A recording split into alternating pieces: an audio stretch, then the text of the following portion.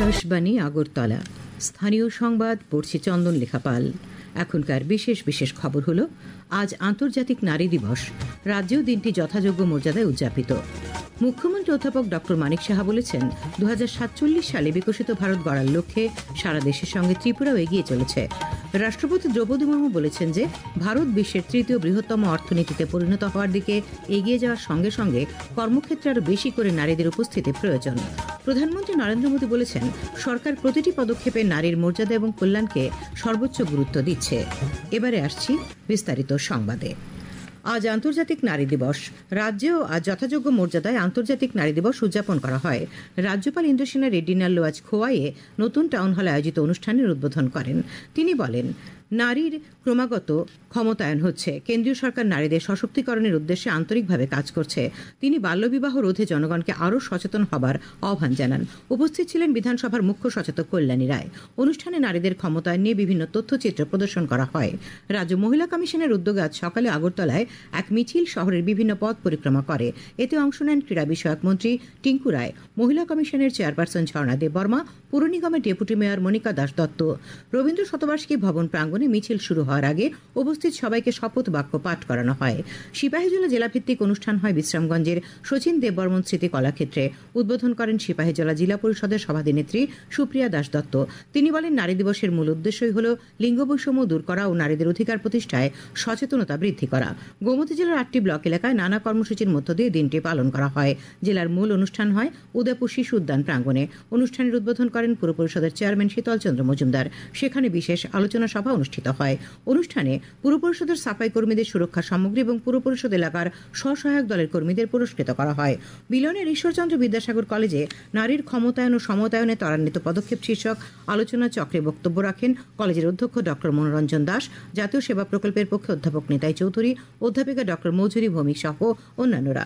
এদিকে আগরতলায় রাজ্য বিদ্যুৎ নিগমের কর্পোরেট কার্যালয়েও আন্তর্জাতিক নারী দিবস উপলক্ষে এক অনুষ্ঠানে বক্তব্য রাখেন নিগমের ম্যানেজিং ডিরেক্টর বিশ্বজিৎ বসু, অর্থ অধিকর্তা সর্বজিৎ সিং ডোগরা। মুখ্যমন্ত্রী অধ্যাপক ডক্টর মানিক সাহা বলেছেন, 2047 সালের মধ্যে বিকশিত ভারত গড়ার লক্ষ্যে সারা দেশের সঙ্গে ত্রিপুরাও এগিয়ে চলেছে। সেজন্য মানুষের জীবনযাত্রার মান উন্নয়ন, শিক্ষা, স্বাস্থ্য, আইন শৃঙ্খলা সব দিকেই উন্নয়নকে অগ্রাধিকার দিয়ে কাজ করছে রাজ্য সরকার।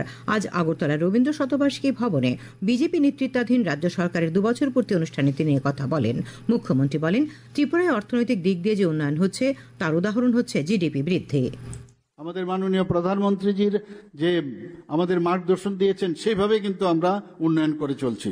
এখানে ত্রিপুরা দ্রুত উন্নয়নের দিকে যাচ্ছে এবং সেই কারণে সাস্টেনেবল ডেভেলপমেন্ট গোল, যেটা এসডিজি বলা হয়, ত্রিপুরা টপ পারফর্মার রাজ্য ছিল, সেখান থেকে এখন ফ্রন্ট রানার স্টেট হিসাবে এগিয়ে যাচ্ছে বন্ধুগণ। মুখ্যমন্ত্রী আরো বলেন, 2017-2018 অর্থ বছরে রাজ্যে মানুষের মাথাপিছু আয় ছিল বার্ষিক 1,444 টাকা। বর্তমানে মাথাপিছু আয় বেড়ে দাঁড়িয়েছে 1,77,423 টাকায়। তিনি বলেন, রাজ্য সরকার চাইছে রাজ্যের সবকটি গ্রাম শহরের উন্নয়ন। সে উদ্দেশ্যে রাজ্য সরকার গত 7 বছরে প্রায় 22টি রাজ্য প্রকল্প চালু করেছে।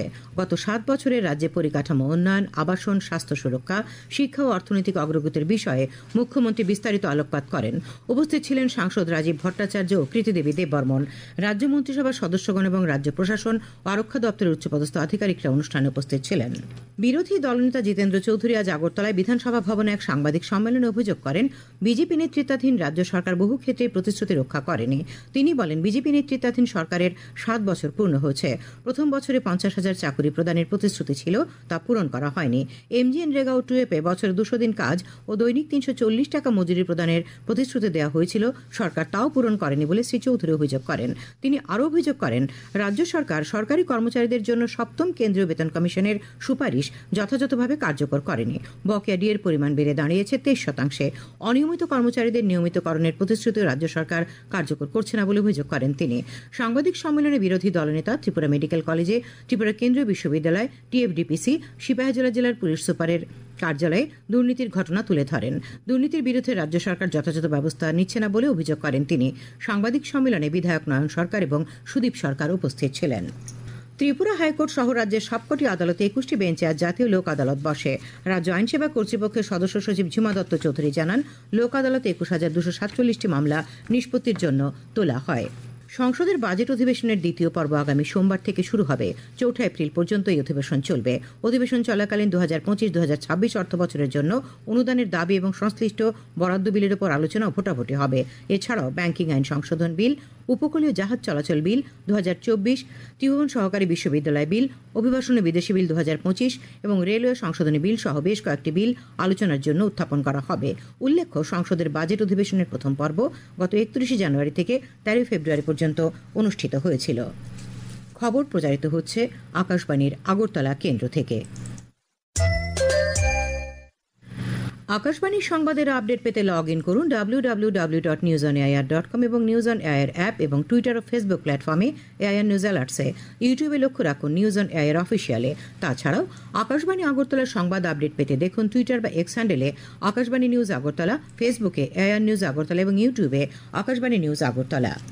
রাষ্ট্রপতি দ্রৌপদী মুর্মু আজ বলেছেন যে ভারত বিশ্বের তৃতীয় বৃহত্তম অর্থনীতিতে পরিণত হওয়ার দিকে এগিয়ে যাওয়ার সঙ্গে সঙ্গে কর্মক্ষেত্রে আরও বেশি করে নারীদের উপস্থিতি প্রয়োজন। আন্তর্জাতিক নারী দিবস উপলক্ষে আজ নতুন দিল্লিতে নারী শক্তি থেকে উন্নত ভারত বিষয়ক একদিনের সম্মেলনে ভাষণ দিতে গিয়ে রাষ্ট্রপতি বলেন যে জাতির কন্যারা একটি উন্নত ভারতের দৃষ্টিভঙ্গি বাস্তবায়নে গুরুত্বপূর্ণ ভূমিকা পালন করছে। তিনি নারীদের অগ্রগতি এবং তাদের সম্ভাবনা পূরণে সহায়তা করার জন্য একটি সহায়ক পরিবেশ তৈরির গুরুত্ব তুলে ধরেন। देश की नारी शक्ति राजनीतिक, आर्थिक और सामाजिक रूप से सशक्त बने और विकसित भारत के हमारे संकल्पों को नेतृत्व प्रदान करे, इसके लिए भारत सरकार निरंतर प्रयास कर रही है।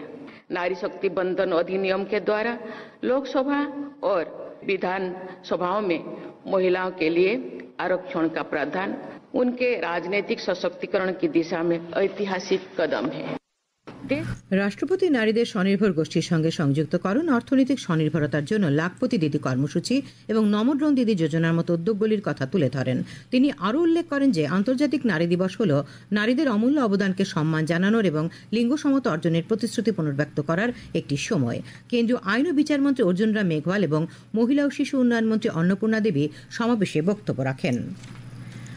প্রধানমন্ত্রী নরেন্দ্র মোদী আজ বলেছেন যে তাঁর সরকার নারীর ক্ষমতায়নের জন্য নিবেদিত প্রাণ।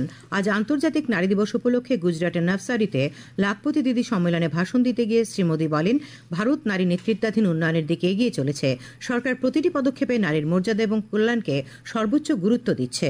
नारी का सम्मान यही समाज और देश के विकास की पहली सीढ़ी होती है। इसलिए विकसित भारत बनाने के लिए, भारत के तेज विकास के लिए आज भारत विमेन लेड डेवलपमेंट की राह पर चल पड़ा है। প্রধানমন্ত্রী বলেন যে নারীদের মৌলিক স্বাস্থ্যবিধি এবং গোপনীয়তার সুযোগ নিশ্চিত করার জন্য সরকার সারা দেশে হাজার হাজার শৌচাগার তৈরি করেছে। তিনি আরও উল্লেখ করেন যে সাম্প্রতিক বছরগুলিতে বিভিন্ন ক্ষেত্রে মহিলাদের অংশগ্রহণ উল্লেখযোগ্যভাবে বৃদ্ধি পেয়েছে। তিনি গুজরাটের সমবায় মডেল, বিশেষ করে শ্বেত বিপ্লব এবং নারীর নেতৃত্বাধীন জল কমিটিগুলির প্রশংসা করেন। आज का दिन महिलाओं को समर्पित है। हम सबके लिए महिलाओं से प्रेरणा प्राप्त करने का दिवस है, महिलाओं से कुछ सीखने का दिवस है। অনুষ্ঠানে প্রধানমন্ত্রী 25,000-এরও বেশি স্বনির্ভর গোষ্ঠীর 2.5 লক্ষেরও বেশি মহিলাকে 450 কোটি টাকা আর্থিক সহায়তা প্রদান করেন। তিনি 5 জনকে লাখপতি দিদির সার্টিফিকেট দিয়ে সম্মানিত করেন। আজ আন্তর্জাতিক নারী দিবস উদযাপন এবং নারীদের প্রতি শ্রদ্ধা ও মর্যাদা জ্ঞাপন করছে আকাশবাণী আগরতলার সংবাদ বিভাগ। এ নিয়ে এখন আমাদের একটি বিশেষ প্রতিবেদন। প্রধানমন্ত্রী শ্রী নরেন্দ্র মোদী আজ নারী দিবস উদযাপন উপলক্ষে বলেছেন, দেশের বিশিষ্ট নারীরা ভিন্ন ভিন্ন ক্ষেত্রে তাদের কৃতিত্ব দেখিয়ে চলেছেন। তাদের সকলের অন্তর্নিহিত সার কথা হল ভারতের নারী শক্তির ক্ষমতা। প্রধানমন্ত্রী শ্রী মোদীর নেতৃত্বে কেন্দ্রীয় সরকার নারী নেতৃত্বাধীন উন্নয়নের নীতি ও কার্যক্রম গ্রহণ করেছে। আমাদের রাজ্যেও বহু নারী বহু কষ্ট ও লড়াই করে আজ সমাজের কাছে বন্যী শেখা। ত্রিপুরা সরকারি সঙ্গীত মহাবিদ্যালয়ের অধ্যক্ষ শ্রীমতী মনিকা দাস, যিনি 1994 সালে মা বাবার মৃত্যুর পর 500 টাকার বেতনের চাকরি করে ছোট 3 বোনকে উচ্চশিক্ষায় শিক্ষিত করেছেন এবং নিজেও রবীন্দ্রসঙ্গীতে স্নাতকোত্তর ডিগ্রি অর্জন করেন। স্কুল শিক্ষিকা থেকে কলেজের অধ্যাপিকা হয়ে বর্তমানে সরকারি সঙ্গীত মহাবিদ্যালয়ের অধ্যক্ষার দায়িত্ব পালন করছেন। আন্তর্জাতিক নারী দিবসে তার কথা উদ্বুদ্ধ করে। নারী দিবসে আমি বলবো, পরিবার, সমাজ, দেশ ও জাতি গঠনে নারী পুরুষের উভয়ের অবদান সমান সমান হওয়া উচিত। নারীরা যেন অবহেলিত না হয়, সেটি যেমন পুরুষের দেখার দায়িত্ব, ঠিক তেমনি পুরুষও যেন নিগ্রহের শিকার না হন, সেটিও নারীর দেখার দায়িত্ব। তাই আমি বলবো, উভয়ের ক্ষেত্রেই দায়মুক্ত হোক আমাদের সমাজ, এটাই হোক আমাদের অঙ্গীকার। আমরা সবাই কাঁধে কাঁধ মিলিয়ে চলব। সঙ্গীত নাটক একাডেমি পুরস্কারে সম্মানিত জাদু কলিজা লোকগানের শিল্পী তরুবালা দেববর্মা একজন শিক্ষিকা এবং সমাজসেবিকা, সাথে ত্রিপুরী জনজাতি সংস্কৃতির নানা উপাদান সংরক্ষণ করে চলেছেন নীরবে। তার অভিমত, নারীদের আরো ব্যাপক কাজে অগ্রসর হতে হবে। আন্তর্জাতিক নারী দিবসে আমি এটাই বলতে চাই, আমাদের নারীরা দ্বারা অসম্ভব কোনো কাজ নেই। সর্বস্তরে সর্বক্ষেত্রে নারীরা ভালো ফলাফল নিয়ে এগিয়ে চলছে। শুধু লাগবে তার চিন্তা ভাবনা, মানসিকতা, এগুলিকে আরেকটু পরিবর্তন করে সুচারুভাবে সচেতনতা নিয়ে কাজ করা।